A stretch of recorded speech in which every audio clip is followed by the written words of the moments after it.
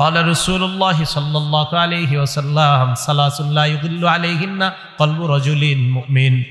তিন ক্ষেত্রে মুমিনের অন্তর খেয়ানত করতে পারে না। বলেন কয় ক্ষেত্রে? এক নাম্বার ইখলাসুল আমালি লিল্লাহ, সব আমল মুমিন আল্লাহর জন্য করবে, এই ক্ষেত্রে মুমিনের কলব খেয়ানত করতে পারে না। এই জন্য আল্লাহ শিখিয়ে দিছে। আপনি বলেন আমার নামাজ, আমার কোরবানি, আমার হজ, আমার যাকাত, আমার ইবাদত সব কিছু একমাত্র আল্লাহর জন্য, এটা আপনি বলেন। কারণ মুমিন আমলের ক্ষেত্রে খেয়ানত করবে না, মুমিনের কলব কখনো খেয়ানত করতে পারে না। এই গেল এক নাম্বার কথা, নিয়ত শুদ্ধ করা।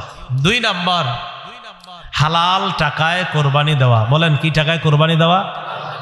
হালাল টাকায় কোরবানি দেওয়া, এই কথাটা মনে রাখতে হবে।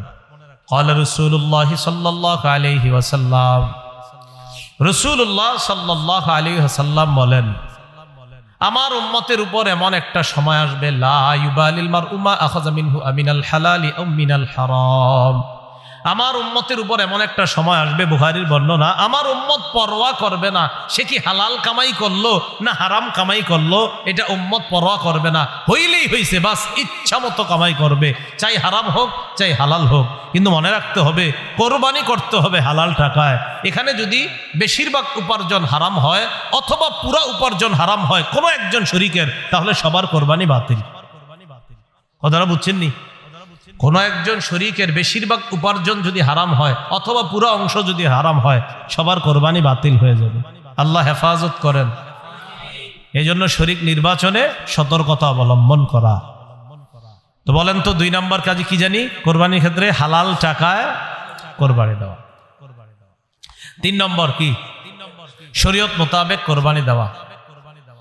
শরীয়ত মোতাবেক আল্লাহর নাম নিয়ে কোরবানি আদায় করা, কোরবানি দেওয়া। আল্লাহ পাক রব্বুল আলামিন বলেন, ওয়ালা তাকুলু মিম্মা লাম ইউযকার ইসমুল্লাহি আলাইহি, যেই পশু জবাই করার সময় আল্লাহর নাম নেওয়া হয় না ওই পশুর গোশত তোমরা খাবে না। যেই পশু জবাই করার সময় আল্লাহর নাম নেওয়া হয় না ওই পশুর গোশত তোমরা খাবে না। অন্য আয়াতে আল্লাহ বলেন, ফাকুলু মিম্মা যুকিরা ইসমুল্লাহি আলাইহি, ওই পশুর গোশত তোমরা খাও যেই পশু জবাই করার সময় আল্লাহর নাম নেওয়া হয়। তাহলে যেই পশু জবাই করার সময় আল্লাহর নাম নেওয়া হয় এটা খাও, যেই পশু জবাই করার সময় আল্লাহর নাম নেওয়া হয় না এটা তোমরা খাবে না। তো আল্লাহর নাম নেওয়া, শরীয়ত মোতাবেক কোরবানি করা। কোরবানি করতে গিয়ে কোনো ধরনের বেদাতি কর্মকাণ্ড যেন না হয়। যেমন পশু কিনছেন, এখনো 10 দিন বাকি কোরবানি, বা 5 দিন বাকি, বা 3 দিন বাকি, ওই মুহূর্তে আপনারা অনেক মানুষ কত রং বেরঙ্গের তামাশা করে পশুরি নিয়া এই করতে হয় সেই করতে হয়। বেচারার জবান থাকলে মনে হয় বলতো, আমার একটু মাফ করো, এত কিছু করো কামারে। কোন ধরনের বেদাত যেন অনুপ্রবেশ না করে। মনে রাখবেন সব বেদাতের মূলে থাকে জাল বর্ণনা। কি বললাম? সব বেদাতের মূল হয় জাল বর্ণনা। এই জাল বর্ণনা হয় সমস্ত বেদাতীদের প্রথম হাতিয়ার জাল বর্ণনা। একটা জাল বর্ণনা ফিট করবে, এটা হবে বেদাতের প্রধান হাতিয়ার। বেদাতের কোনো অনুপ্রবেশ করানো যাবে না, শরীয়ত মোতাবেক কোরবানি করা। বুখারীর বর্ণনা 2697 নম্বর হাদিস, আম্মাজান আয়েশা সিদ্দিকা রাদিয়াল্লাহু তাআলা আনহার বর্ণনা। ক্বালা রাসূলুল্লাহ সাল্লাল্লাহু আলাইহি ওয়াসাল্লাম, মান আহদাসা ফি আমরিনা হাযা মা লাইসা মিনহু ফাহুয়া রাদ্দুন। রাসূলুল্লাহ সাল্লাল্লাহু আলাইহি সাল্লাম বলেন, আমাদের ইসলাম ধর্মের মধ্যে, ইসলামের এই শরীয়তের মধ্যে কেউ যদি ইবাদতের নামে সওয়াবের আশায় নতুন কিছু আবিষ্কার করে, বলেন সবাই, ইসলামের মধ্যে ইবাদতের নামে সওয়াবের আশায় নতুন কিছু আবিষ্কার করে, এটা বেদাত। এটা কি? ফাহুয়া রাদ্দুন, এটা প্রত্যাখ্যান করা হবে। ইমাম মালিক রাহমাতুল্লাহি আলাইহি বলেন, মান ইবতাদা ফিল ইসলামি বিদআতান ইয়ারাহা হাসানা ফাকাদ জাআমা আন্না মুহাম্মাদান ক্বাদ খানা রিসালা। ইমাম মালিক বলেন, কোন ব্যক্তি যদি ইসলামের মধ্যে নতুন কিছু বানায় আর এটারে যদি সে উত্তম মনে করে, এটা নতুন প্রথা চালু করছে এবং এটারে সে উত্তম মনে করে, সে কেমন যেন মনে করে যে মুহাম্মদ সাল্লাল্লাহু আলাইহি ওয়াসাল্লাম নবুয়তের দায়িত্ব পালনে ত্রুটি করেছেন। নাউজুবিল্লাহ। নবী ত্রুটি করছে? কোন নবী কি পরিপূর্ণ দিন রেখে গেছে কিনা বলেন? তো এখন যদি ইসলামের মধ্যে সওয়াবের আশায় ইবাদতের নামে নতুন কিছু অনুপ্রবেশ করায়, এর অর্থ হলো নবী পুরাপুরি রেখে যাইতে পারে নাই, তাই আমি নতুন একটা বানাইছি। আল্লাহ হেফাজত করেন। ক্বালা রাসূলুল্লাহ সাল্লাল্লাহু আলাইহি ওয়াসাল্লাম, নবীজি সাল্লাল্লাহু আলাইহি সাল্লাম বলেন, আনা ফারাতুকুম আলাল হাউজ, আমি হাউজে কাউসারের পারে দাঁড়িয়ে থাকব। হাউজে কাউসারের পারে যখন আমি দাঁড়িয়ে থাকব, তখন আমার সামনে আমার উম্মত যাবে। মান মাররা আলাইয়া শারিবা, আমার উম্মত আমার সামনে দিয়ে যাবে, যাওয়ার সময় পানি পান করবে। ওয়ামান শারিবা লাম ইয়াজমা আবাদা, আমার উম্মতের কেউ যদি হাউজে কাউসারের পানি পান করে, সে আর পিপাসার্ত হবে না। বুখারীর বর্ণনা। এরপরে রাসূল সাল্লাল্লাহু আলাইহি সাল্লাম বলেন, সুম্মা লা ইয়ারিদান্না আলাইয়া আকওয়ামুন আ'রিফুহুম ওয়া ইয়ারিফুনানি, এরপর আমার সামনে এমন একদল মানুষ যাবে আমার সামনে দিয়ে, যাদেরকে আমি চিনব, তারা আমার উম্মত, তারাও আমাকে চিনবে। আমি তাদেরকে পানি পান করাইতে চাইব। সুম্মা ইউহালু বাইনি ওয়া বাইনাহুম, আমার মাঝে আর তাদের মাঝে প্রতিবন্ধকতা সৃষ্টি করা হবে। আমি বলবো, ইন্নাহুম মিন উম্মতি, আল্লাহ এরা তো আমার উম্মত। আল্লাহর পক্ষ থেকে জবাব দেওয়া হবে, ইন্নাকা লা তাদরি মা আহদাসু বা'দাক, হাবিব আপনি জানেন না, আপনি দুনিয়া থেকে বিদায় নেওয়ার পর তারা নতুন নতুন কত বেদাত চালু করছে, আপনার জানা নাই। যখন নবী জানবে এই মানুষগুলা ইসলামের মধ্যে আমি যেই ধর্ম রেখে এসেছি, আমি যেই শরীয়ত রেখে গেলাম, এটার মধ্যে তারা নিজেদের মন মতো নতুন কিছু আবিষ্কার করছে, তখন নবী বলবেন, সুহকান সুহকান লিমান গায়্যারা দীনি, আমার সামনে থেকে দূর হও, যে আমার ইসলামকে, আমার রেখে আসা শরীয়তকে পরিবর্তন করে দিয়েছে, সে আমার সামনে থেকে দূর হও, আমি তোমার চেহারাটা দেখতেও চাই না। পানি পান করাবে দূরের কথা, ওই উম্মতকে বলবে, দূর হও, দূর হও আমার সামনে। তাহলে হাউজে কাউসারের পানি নবী পান করাবে তাদেরকে, যারাই যাবে সামনে দিয়ে। নবী বলছেন, আমার সামনে একদল মানুষ যাবে, যাদেরকে আমি চিনব, তারাও আমাকে চিনবে, আমি তাদেরকে পানি পান করাইতে চাইব। আমার আর তাদের মাঝে প্রতিবন্ধকতা সৃষ্টি করা হবে। আমি বলবো, ইন্নাহুম মিন উম্মতি, তারা তো আমার উম্মত। জবাব দেওয়া হবে, ইন্নাকা লা তাদরি মা আহদাসু বা'দাক, আপনি জানেন না, আপনি দুনিয়া থেকে চলে আসার পর তারা কত নতুন কিছু আবিষ্কার করছে। নবীজি বলেন, তখন আমি বলবো, সুহকান সুহকান লিমান গায়্যারা দীনি ওয়া ফি রিওয়ায়া বাদদালা দীনি, আমার ধর্ম, অর্থাৎ আমি যে ধর্ম রেখে আসলাম দুনিয়াতে, যে শরীয়ত রেখে আসছি, এটা যে পরিবর্তন করেছে, দূর হও, দূর হও আমার সামনে থেকে। আল্লাহ আমাদেরকে হেফাজত করেন। কয় নম্বর কথা গেল? 3, শরীয়ত মোতাবেক কোরবানি করা। 4 নাম্বার, কাউকে দেখানোর জন্য কোরবানি না করা। 4 নাম্বারটা এমনি বলতে পারি যে রিয়া মুক্ত কোরবানি করা। বলেন, রিয়া মুক্ত কোরবানি করা, লৌকিকতা মুক্ত কোরবানি করা, লৌকিকতা মুক্ত কোরবানি করা, লোক দেখানো ছাড়া কোরবানি করা। লোক দেখানোর কোরবানি যদি হয়, তাহলে এটা কিন্তু মুশকিল হয়ে যাবে, এটা আল্লাহ কবুল করবেন না। তিরমিজি শরীফের লম্বা হাদিস, 2382 নম্বর হাদিস, এই হাদিসের মধ্যে আসছে রাসূলুল্লাহ সাল্লাল্লাহু আলাইহি ওয়াসাল্লাম 2380, 2381, 82, 2383, এই হাদিসগুলো সব রিয়ার ব্যাপারে। রাসূল বলেন, মাইয়ুরাই ইউরাইল্লাহ ওয়া মাইয়ুসাম্মি ইউসাম্মিহুল্লাহ, যে কাউরে দেখানোর জন্য কোনো আমল করে, কিয়ামতের মাঠে আল্লাহ তারে দেখায়া দিবেন। মানে এই রিয়ার পরিবর্তে যে গজব আল্লাহ দিবেন, সেটাও সে দেখতে পাবে। ওমাইয়ুসাম্মি, যে মানুষকে শোনানোর জন্য কিছু করে, যে মানুষ আমারে বলবে আমি শাইখুল হাদিস, আমি বড় মুহাদ্দিস, এটা আমারে বলবে, আল্লাহ কিয়ামতের ময়দানেও তাকে ভয়ঙ্কর কিছু শুনিয়ে দিবেন। বলেন নাউজুবিল্লাহ। রিয়া করা যাবে না, দেখানো যাবে না। তো তিরমিজি শরীফের 2382 নম্বর হাদিস, এই হাদিসের মধ্যে রাসূলুল্লাহ সাল্লাল্লাহু আলাইহি সাল্লামের সাহাবী আবু হুরায়রা রাদিয়াল্লাহু তাআলা আনহুর বর্ণনা। এই হাদিসের বর্ণনাকারী উকবা ইবনে আমির, তিনি বলেন, আন্না শুফাই আল আসবাহি দাখাল আল মাদিনাতা ফাইদা হুয়া বিআবি হুরায়রা রাদিয়াল্লাহু তাআলা আনহু ওয়া ক্বাদ ইজতামা আলাইহি নাস। একজন বিখ্যাত তাবিঈ নাম শুফাই আল আসবাহি, তিনি মদিনায় আসলেন। আসার পর তিনি দেখেন রাসূলের সাহাবী আবু হুরায়রা রাদিয়াল্লাহু তাআলা আনহু এক জায়গায় বসা, মানুষ তাকে ঘেরাও করে আছে, মানুষ তার চারপাশে একত্রিত হয়েছে। ওয়া হুয়া ইউহাদ্দিসুন নাস, তিনি মানুষকে হাদিস পড়াচ্ছেন। সুবহানাল্লাহ, হাদিস শোনাইতেছে রাসূলের। ফাদানাউতু মিনহু হাত্তা ক্বাদতু বাইনা ইয়াদাইহি, আমি আবু হুরায়রার কাছাকাছি গেলাম, তার পাশে বসলাম। ফালাম্মা সাকাতা ওয়া খালা, তিনি যখন হাদিস পড়ানো থেকে চুপ হইলেন, বিরত থাকলেন, একাকিত্ব, তিনি যখন নির্জনতা অবলম্বন করলেন, একা একা হলেন, আর কেউ আশেপাশে নাই, আমি তাকে কানে কানে তার পাশে যে বসে আছি, না আমি তাকে ঘরের মধ্যে একা একই যখন তিনি আছেন তখন বললাম, লাম্মা হাদ্দাসতানি হাদিসান সামি'তাহু মির রাসূলিল্লাহি সাল্লাল্লাহু আলাইহি ওয়াসাল্লাম ওয়া আকালতাহু ওয়া আলিমতাহু, আমি তাকে বললাম আমার এমন একটা হাদিস শোনান যে হাদিসটা আল্লাহর নবীর কাছ থেকে আপনি শুনেছেন, জেনেছেন, বুঝেছেন, শুনেছেন, জেনেছেন, বুঝেছেন, এমন একটা হাদিস শোনান।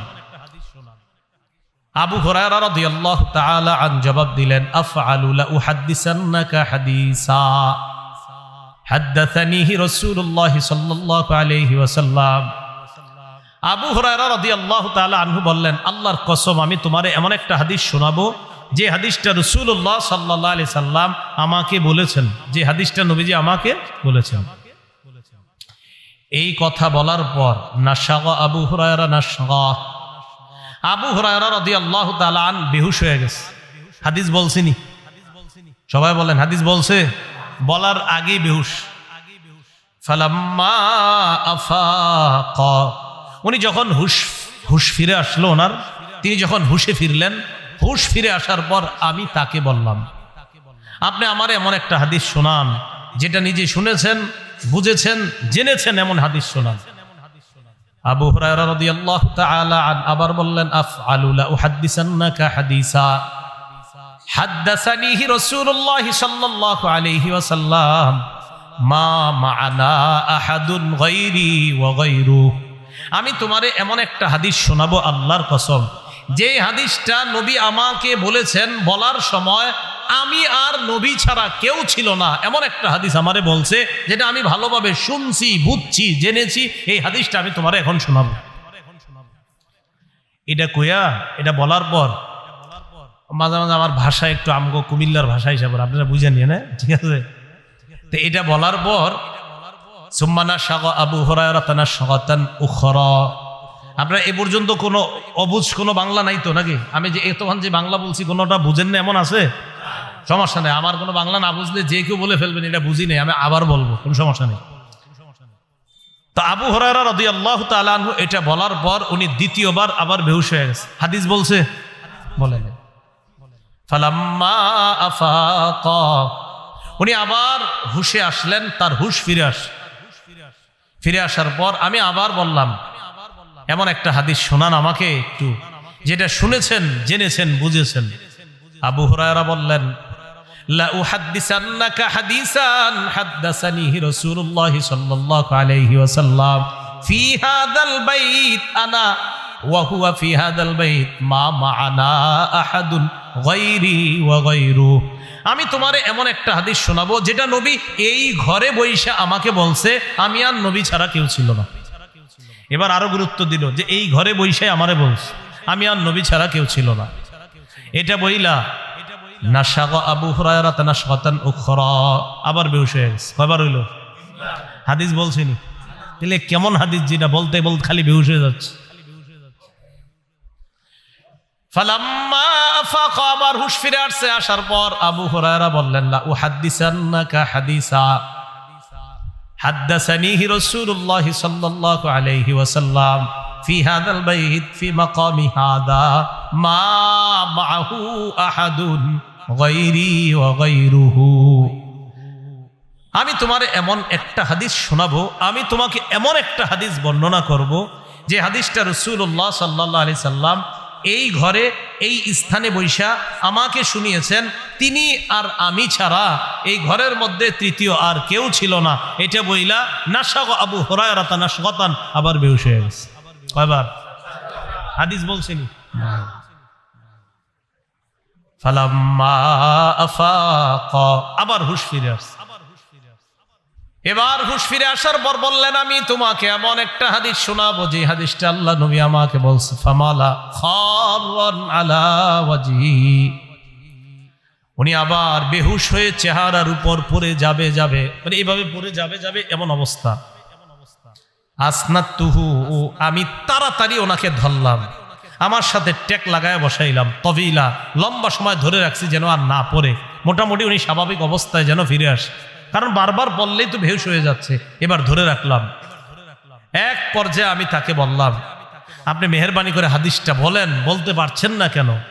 আবু হুরায়রা রাদিয়াল্লাহু তাআলা আনহু বললেন, কিয়ামতের ময়দানটা যখন আল্লাহ কায়েম করবেন, কোন ময়দান বলেন তো? আল্লাহ যখন বিচার ব্যবস্থা কায়েম করবেন, যখন বিচার করবেন, আউয়ালু মাইয়াদউ রাজুলুন জামাআল কুরআন, প্রথম আল্লাহ ডাক দিবেন ওই ব্যক্তিকে, ওই আলেমকে, যে আলেম কোরআন হাদিসের বিদ্যা অর্জন করছে, তারে ডাকবে, আসো। আলেমকে ডাকার পর আল্লাহ বলবেন, আলাম আল্লিমকা আলা মা আনজালতু আলা রাসূলি ফামাযা আমিলতা ফিমা উল্লিমতা, আমি কি তোমাকে ওই বিদ্যা শিক্ষা দেই নাই যে বিদ্যা আমি আমার হাবিবের উপর নাজিল করেছিলাম? আমি কি তোমাকে ওই বিদ্যা শিক্ষা দেই নাই যে বিদ্যা আমি আমার হাবিবের উপর নাজিল করেছি? ওই বিদ্যা কি আমি তোমারে শিখাই নাই? জবাব দিবে, বালা, জি রব, আপনি আমারে শিখাইছেন। তো কি করছো? আমল করছো শিক্ষা অনুযায়ী? জবাব দিবে, আকুমু বিহি আনা আল-লাইলি ওয়া আনা আন-নাহার, আমি সকাল সন্ধ্যা আমল করছি, আমি কোরআন প্রচার করছি, হাদিস প্রচার করছি, এরকম বলবে। যেমন মনে করেন আমি যদি কই, আল্লাহ আমি দিনের বেলা ক্লাস করছি, রাতের বেলা হাদিস প্রচার করছি, তো এরকম মনে করেন একজন আলেম বলবে, আল্লাহ আমি দিন রাত শুধু কোরআন হাদিস প্রচার করছি। আল্লাহ বলবে, হ্যাঁ ঠিকই করছো, কেন করছো? বলবে আপনারই খুশি করার জন্য। আল্লাহ বলবে, না কাযাবতা, তুমি মিথ্যা বলছো, সব ঠিক কিন্তু তুমি মিথ্যা কথা বলছো। তুমি কি বলছো? মিথ্যা কথা। এবার আপনাদেরকে মাঝে মাঝে যদি বলি, পোস্টারে বেশি কিছু লিখেন না, আপনারা তো টাইটেল লাগাইতে আখেরাত বরবাদ করে দেওয়ার চেষ্টা করেন হুজুরদের। হ্যাঁ, আল্লামা ওমক ওমক বলতে বলতে আসল নামই দিহি মাঝে মাঝে খুঁজে পাই না, আমি কি দেখি আমি এরকম। হ্যাঁ, আল্লামার ব্যাপারে তো আমি কঠোরতায় যাচ্ছি। আগামীতে আল্লামা লেখা থাকবে, ওই মাহফিল ক্যান্সেল হয়ে যেতে পারে, একদম সরাসরি ক্যান্সেল। আল্লামা লিখবেন, কে পছন্দ করে সেটা যার যার ব্যাপার। আমার নামের শুরুতে আল্লামা লিখবেন, মাহফিল ক্যান্সেল টোটাল, সাথে কোনো ওজর, আপত্তি, পরামর্শ, সুপারিশ কোনো কার্যকরী হবে না। কিন্তু আমি পছন্দ করি না, কেন লিখবেন এটা? আপনি এটা লিখবেন না। হাফিজুল হাদিস লিখলে ক্যান্সেল তো হবেই মাহফিল, ভবিষ্যতে আর কোনোদিন পাবেন না। আল্লামা লিখলে মাহফিল ক্যান্সেল, আর হাফিজুল হাদিস লিখলে ভবিষ্যতে আর পাবেন না। মাথা রাখবেন, এই ভুলেও লেখেন নাই, এই কাজ ভুলেও করেন না। আল্লাহর হস্তে আল্লামা লিখবেন না, হাফিজুল হাদিস লিখবেন না, এগুলো লিখবেন না, ভুলেও লেখেন না। আল্লাহ কথাগুলো আমল করার তৌফিক দান করেন। তো আল্লাহ বলবে, কি করছো? সকাল সন্ধ্যায় কোরআন হাদিস প্রচার করছি, আল্লাহ আমল করছি কোরআন অনুযায়ী, হাদিস অনুযায়ী, আপনি যে বিদ্যা শিক্ষা দিচ্ছেন বিদ্যা অনুযায়ী। আল্লাহ বলবে, মিথ্যা কথা বলছো। ওয়াতাকুলু লাহুল মালাইকাতু কাযাবতা, ফেরেশতারা বলবে সাথে সাথে, জি তুমি মিথ্যাবাদী। ফেরেশতারা বলবে, তুমি মিথ্যাবাদী। ফাসুহিবা বিহি আলা ওয়াজহিহি, মাথাটা নিচের দিকে দিয়ে, পাগুলা উপরের দিকে দিয়ে, ধাক্কা মারতে মারতে জাহান্নামের দিকে হেঁচড়াইতে নেওয়া হবে। যাও। 2 নাম্বার ডাক দিবে, রাজুলুন কুতিলা ফি সাবিলিল্লাহ, বা রাজুলুন সাহিবুল মাল, সম্পদওয়ালাকে ডাক দিবে। ডাক দেওয়ার পর বলবে, আলাম ওয়াসি আলাইকা, আমি কি তোমারে কোটিপতি বানাই নাই, প্রচুর সম্পদ দান করি নাই? যে আল্লাহ দান করছেন। আমি যেই বিধান দিয়েছিলাম বিধান পালন করেছো কিনা? হ্যাঁ মাওলা পালন করেছি। কি করছো? কাসিলুর রহিম, আমি আমার রক্তের সম্পর্ক রক্ষা করেছি। আর তাসাদ্দাকু, আমি দান সদকা করতাম। আল্লাহ বলবে, কেন করছিলা? আপনারে খুশি করার জন্য না, কাযাবতা, এই জায়গায় তুমি মিথ্যা কথা বলছো। করছো ঠিক আছে, কিন্তু এই জায়গায় মিথ্যা কথা বলছো, তুমি আমারে খুশি করার জন্য করো নাই। জানো আগামীকাল ফেসবুকে তোমার ছবি আসে, তুমি 70 জনকে দান করছো, এই জন্য করছিলা। কি ঠিক? হ্যাঁ, এই অ্যালার্জি থেকে যে কবে মুক্ত হবে সমাজ আল্লাহ জানে। মশারি দিতেছে, এটাও ফেসবুকে আসতেছে। আপনার মশারি, ফেসবুক, মানে যেটাই দিচ্ছি আমি, বেচারা একজন রে একটা মশারি দিবে 14 জন ছবি তুলতেছে, একটা মশারি, একটা গামছা, একটা লুঙ্গি। কথার কথা যদি ঠিক আছে, আসলে যদি সহি শুদ্ধ নিয়তে দেয় তাহলে তো ঠিক আছে, ফেসবুকে দিলেও ঠিক আছে যে না নিয়ত শুদ্ধ, কিন্তু ঘটনাচক্রে যদি আপনার মাকসাদ হয় না মানুষ দেখুক, তো অবস্থাটা হবে কি? কথাটা বুঝছেন নি? মানে মূল কথা মানুষ দেখে আমারে বাহবা দিবে এটা যেন না হয়, এটা হলো মূল কথা। তো কেন সৎকা করছো? তখন বলবে আল্লাহ আমি তো করছি এই জন্য আপনার জন্য। আল্লাহ বলবে না, মিথ্যা কথা। লিউকল, যেন তোমাকে বলা হয় ইন্নাহু জাওয়াদ ফুলানুন জাওয়াদ, ওমকে বড় দানশীল, উত্তর পাড়ার ওমকে বড় দানশীল, তুমি এই নিয়তে দান করেছিলা। অখতকিল, দুনিয়াতে এই বাহবা তুমি প্রচুর অর্জন করেছো, তো যাদের বাহবা দরকার ছিল এটা তো তুমি পেয়ে গিয়েছো, আমি রবের জন্য তো তুমি কিছু করো নাই, তো কি করা? মাথাটা নিচে পা উপরের দিকে দিয়ে হ্যাচরাইতে জাহান্নামে নিক্ষেপ করো। কথাগুলো পুরোটা বুঝবেন, মানে মূল কথা আমি যা করছি সেটা কার জন্য হতে হবে? হ্যাঁ, এটা যদি না হয় আল্লাহ বলবে তুমি তো আমার জন্য করো নাই, তুমি করছো, তুমি দান করছো, তুমি সব করছো, করছো কার জন্য?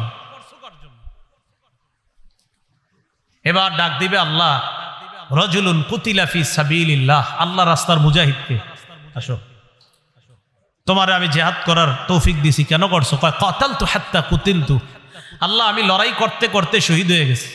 আল্লাহ বলবে কেন? আপনারে খুশি করার জন্য। আল্লাহ বলবে না, দুনিয়াতে তোমার এই নিয়ত ছিল না, তোমার নিয়ত ছিল আমারে সবাই বীর বাহাদুর বলবে, তুমি এই জন্য করছিলা, তো দুনিয়াতে বাহবা দিছে তোমার বীর বাহাদুর বইলা, পত্রিকায় তোমার ব্যাপারে প্রচুর লেখা হয়েছে, তুমি বীর, তুমি বাহাদুর, সব তুমি আমার জন্য এটা করো নাই, তো যেহেতু করো নাই অতএব আমার কাছ থেকে কিছু পাওয়ার আশা কিভাবে করো? যাও জাহান্নামে যাও। বুঝে থাকলে বলেন কোরবানি কার জন্য? আবু হুরায়রা বলেন উলাইকা সালাসাতুল্লাতি তুসাআরু বিহিমুন নার, এই 3 রিয়াকারী আমলের মাধ্যমে জাহান্নামের আগুন প্রজ্বলিত করা হবে। এর মধ্যে প্রথম জন যেহেতু আলেম, আর আবু হুরায়রা রাদিয়াল্লাহু তাআলা তিনি ছিলেন একজন বিখ্যাত আলেম, এজন্য ইনি এই হাদিস বলতে গিয়ে বারবার বেহুশ হয়ে যাচ্ছিলেন, বলতে পারছিলেন। বলেন কোরবানি 1 নম্বর নিয়ত শুদ্ধ করা, 2 নম্বর মাল হালাল হওয়া, 3 নম্বর শরীয়ত মোতাবেক, 4 নম্বর হ্যাঁ আল্লাহর জন্যই কোরবানি করা। আল্লাহর জন্য কি করা? কোরবানি। তো হাদিস দ্বারা বোঝা যায় কিয়ামতের ময়দানে শুধু এদেরকে ডাকবে এমন না, এরকম যারা আমল করছে এই শ্রেণী বিভিন্ন শ্রেণীকে বলবে যে তুমি ওটা কেন করেছো বলো, তো বলবে আল্লাহ এই জন্য করি। আল্লাহ বলবেন না, আমার জন্য করো নাই। পুরা আলোচনাটা বুঝে থাকলে বলেন আমার নামাজ কার জন্য হবে? হজ যাকাত কোরবানি কার জন্য হবে? আমার জীবন কার? আমার মৃত্যু দিবেন কে? এটাই ইব্রাহিম নবীকে আল্লাহ বললেন আসলিম, আপনি সারেন্ডার করেন, আত্মসমর্পণ করেন। সূরা বাকারাতে আল্লাহ বলেন 131 নম্বর আয়াত, ইব্রাহিম নবী বললেন আসলামতু লিরাব্বিল আলামিন, আমি বিশ্ব জগতের রবের সামনে নিজেকে সঁপে দিলাম। এই জায়গায় কার কথা বলছে? না, এই জায়গায় কার কথা? ইব্রাহিম নবীর কথা। এবার সূরা ওয়াস-সাফফাতের মধ্যে যান 102 থেকে 107 নম্বর আয়াত, ওখানে দেখবেন 2 বাবা আর সন্তান, ইব্রাহিম নবী, ইসমাইল নবী, এই 2 জনের কথা আল্লাহ বলছে। ফালাম্মা আসলামা, তারা 2 জন যখন আল্লাহর কাছে আত্মসমর্পণ করলেন। প্রথমে ইব্রাহিম নবী আত্মসমর্পণ করছে, ইব্রাহিম নবী সন্তানরে বলছে আমি স্বপ্নে দেখলাম তোমারে জবাই করি, ফানজুর মাজা তারা, তোমার অভিমত কি? ইসমাইল নবী জবাব দিলেন আব্বা আমার আবার কি অভিমত, ইফআল মা তুমার, রব যা বলছে তাড়াতাড়ি পালন করেন। তো আল্লাহ তখন বললেন ফালাম্মা আসলামা, প্রথমে আল্লাহ বলছে ইব্রাহিম নবী আত্মসমর্পণ করছে, এবার আল্লাহ বলছে ইব্রাহিম ইসমাইল বাবা এবং সন্তান দুজন আমি আল্লাহর জন্য 100% পরীক্ষায় সফলতার জন্য আমার সামনে আত্মসমর্পণ করছি। তাহলে আমরা সবাই কোরবানি করব কার জন্য? আমরা সবাই আল্লাহর কাছে আত্মসমর্পণকারী, ঠিক না? আল্লাহ আমাদের সকলকে যে কথাগুলো শুনলাম বললাম আমল করার তৌফিক দান করেন।